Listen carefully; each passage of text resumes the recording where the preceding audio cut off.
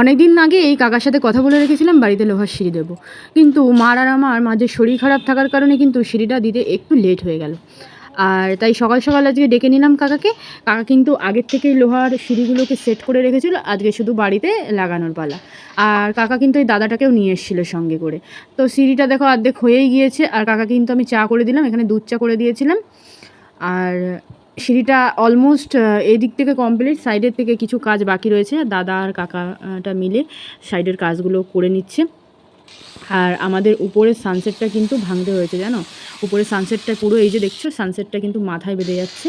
তাই জন্য কাকা ড্রিল মেশিনটা দিয়ে না এই যে কিভাবে সানসেটটাকে কেটে নিল, টুকরো টুকরো করে কেটে তারপরে হাতুড়ি দিয়ে পিটিয়ে পিটিয়ে ভালো করে ভেঙে নিল। অলমোস্ট কমপ্লিট হয়ে গিয়েছে কাকাদের কাজ, আর এখন টাকাটা দিয়ে দেবো, কাকারা বাড়ি চলে যাবে। ভিডিওটা কিন্তু এখানেই শেষ করব। সো ভিডিওটা ভালো লাগলে অবশ্যই লাইক কমেন্ট করে দিও। আজকের মতো এই পর্যন্ত, টাটা।